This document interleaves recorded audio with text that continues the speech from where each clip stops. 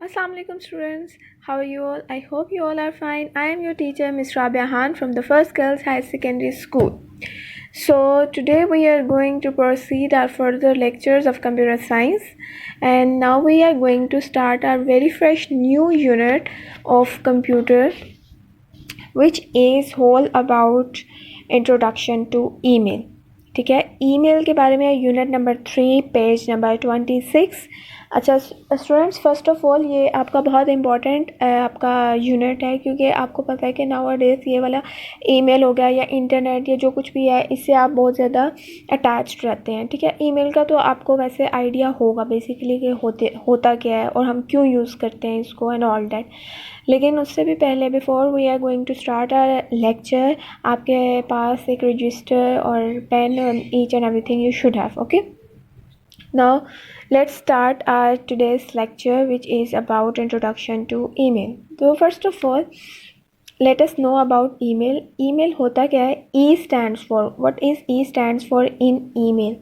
Okay, E stands for electronic mail. E stands for electronic mail, electronic mail होती है।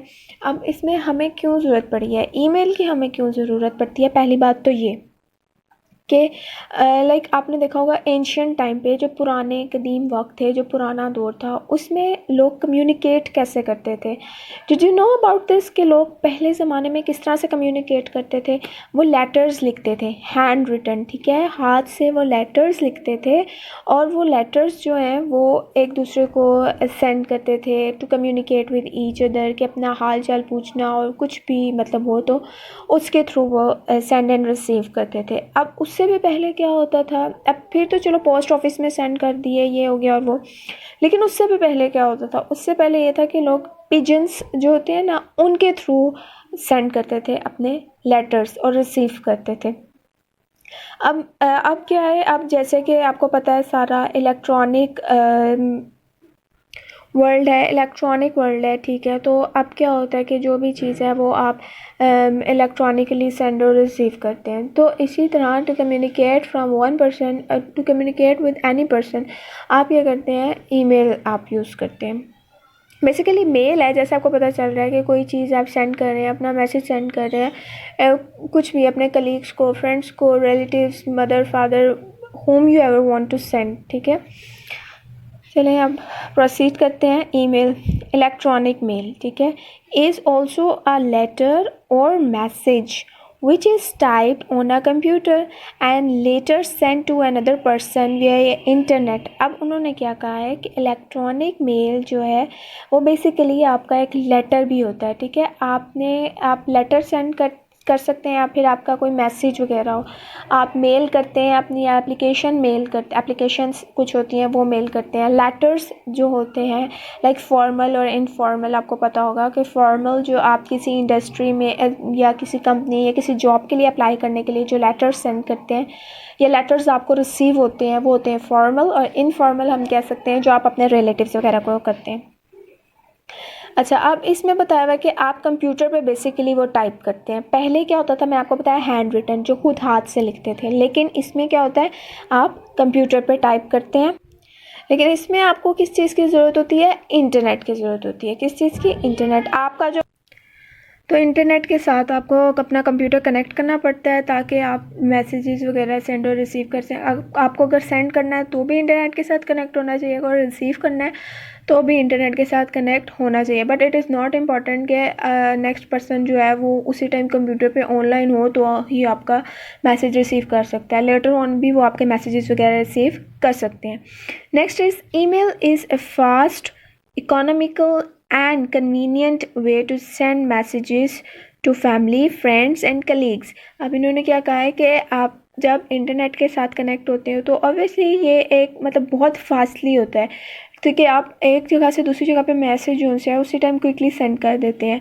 फिर उसके बाद इकोनॉमिकली ये है कि आपको सिर्फ चार्ज उस टाइम करना पड़ता है जब आप इंटरनेट के साथ लाइक आप जो इंटरनेट की फ़ी पे करते हैं, सिर्फ और सिर्फ वही आपका चार्ज होता है। उसके बाद अदरवाइज़ आप दिन में जितने मर्ज़ी मैसेजेस सेंड करें, रिसीव करें, वो आपको चार्ज नहीं करने पड़ते। फैमिली को सेंड करें, फ्रेंड्स को, जिस मर्ज़ी को, कलीग्स को, आपको कोई चार्ज नहीं करना पड़ता। An email program let's us send, receive and manage our email messages. Email program होता है, एक पूरा प्रोसीजर होता है जो हमारे मैसेजेस सेंड हो रहे होते हैं, जो रिसीव हो रहे होते हैं, बेसिकली उनको मैनेज करने के लिए कि किस तरह से सेंड होंगे, किस टाइम पे सेंड होंगे, किस तरह से उनको मैनेज करना है प्रॉपरली, वो सब कुछ एक ईमेल प्रोग्राम होता है जिस पे वो प्रोसीजर, जिसे हम कह सकते हैं, उस पर मैनेज हो रहा होता है। तो अगर मैं बात करती हूँ कि किस तरह से होता है, एक होता है आपका ईमेल क्लाइंट होता है, ठीक है। अब ईमेल क्लाइंट क्या होता है कि आप क्या वो करता है, सेंड करता है मैसेज, रिसीव करता है और कम्युनिकेट करने के लिए there are different email clients, आपने सुने भी होंगे, for example like this Gmail, Yahoo, Hotmail etcetera, ठीक है। ये सारे क्या होते हैं, आपके ईमेल क्लाइंट्स होते हैं बेसिकली, जिनके थ्रू आप मेल्स वगैरह सेंड कर सकते हैं, रिसीव कर सकते हैं। आपने सुना होगा ना, जीमेल वगैरह के भी अकाउंट्स होते हैं, ठीक है। फिर उसके बाद है आपके पास आता है SMTP, you have to write it down on your registers, ठीक है। ये बहुत इंपॉर्टेंट है, आपने ये अपने रजिस्टर्स पे लिखने हैं सारे पॉइंट्स जो मैं आपको बता रही हूँ इस वीडियो में। तो ये क्या होता है, simple mail transfer protocol, this is basically a protocol. अब प्रोटोकॉल किस चीज़ को कहते हैं, प्रोटोकॉल होते हैं rules and regulations basically computer science में, कि जिसमें आप कोई चीज़ अगर सेंड कर रहे हैं तो उसके एक स्पेसिफिक रूल्स होंगे सेंड करने के, रिसीव कर रहे हैं तो स्पेसिफिक रूल्स होंगे उसको रिसीव करने के। इसी तरह मेल को सेंड और रिसीव करने में ये डिफरेंट रूल्स होते हैं। अब इसमें हमारे पास जो इन्होंने बताया हुआ है SMTP, simple mail transfer protocol, ये किस लिए यूज़ होता है, to send message from one computer to another, एक जगह से, एक कंप्यूटर से दूसरे कंप्यूटर में मैसेज सेंड करने के लिए हम क्या चीज़ यूज़ करते हैं, SMTP। नेक्स्ट आपको पता है ये होता है POP3, ठीक है, POP3 post office protocol, this is another protocol. अब ये क्या करता है, टू रिसीव मैसेज, आप एक मैसेज सेंड हो रहा है, ठीक है, एक मैसेज सेंड हो रहा है और एक जगह पे, for example this is a device, ये मैसेज क्या कर रही है, ये कर रही है सेंड कर रही है, और उसके बाद हमारे पास यहाँ पे एक डिवाइस है फॉर एग्जांपल, और ये क्या कर रही है, रिसीव कर रही है मैसेज, और यहाँ पे हमारे पास क्या होगा, SMTP,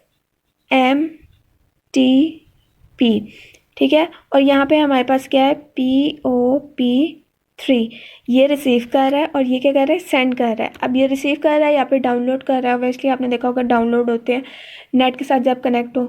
अब मैं आपको एक बताती हूँ example, for example like WhatsApp, ठीक है।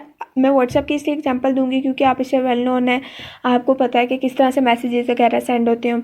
अब आप जब कोई मैसेज सेंड करते हो तो इट्स नॉट इम्पॉर्टेंट कि नेक्स्ट पर्सन भी ऑनलाइन हो उस टाइम, तभी आपका मैसेज जाएगा, ऐसा नहीं होता। इसी तरह ईमेल्स में भी हुई है कि आपको ज़रूरत नहीं होती है कि नेक्स्ट पर्सन ऑनलाइन हो, लेकिन वो जब ऑनलाइन होंगे, ऑनलाइन आपको किस तरह से व्हाट्सएप पे मैसेज रिसीव होते हैं, आपका जब मोबाइल फ़ोन इंटरनेट के साथ कनेक्ट होता है, ठीक है। इट्स नॉट अबाउट, मतलब ये डिपेंड करता है, वाईफाई के साथ कनेक्ट है, सिम पैकेजेस हैं, ये जो भी है, इट डिपेंड्स। तो उसमें क्या होता है, आपको ऑटोमेटिकली व्हाट्सएप के मैसेजेस डाउनलोड होने लग जाते हैं, आपको रिसीव होने लग जाते हैं।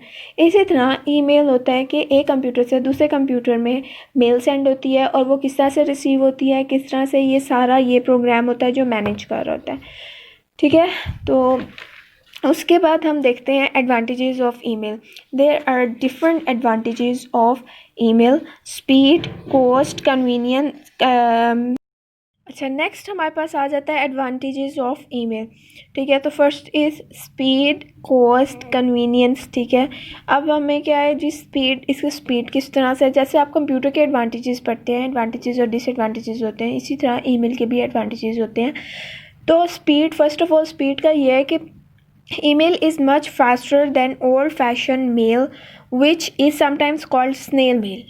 An email message travel around the world in seconds. अब इन्होंने यहाँ पे एक वर्ड यूज़ किया है, this is snail mail. Snail mail basically क्यों यूज़ किया है इन्होंने, ओल्ड फैशन जो इन्होंने मेलिंग सिस्टम को कहा है स्नेल मेल। स्नेल मेल क्यों कहा है, क्योंकि आपको पता है एक होता है, एक इंसेक्ट होता है, लाइक वो होता है स्नेल, ठीक है, वो बहुत स्लोली चलता है। तो इसी तरह इन्होंने इसको उससे रेफ़र किया है कि बहुत ही लेज़ी या फिर बहुत टाइम बाद जाके आपको आपका जो पहले ईमेल का जो एक कह लें ज़रिया था या जो भी था, वो इस तरह से सेंड और रिसीविंग वाला होता था। अब हमारे पास क्या आ गया, इलेक्ट्रॉनिक मेल आ गया।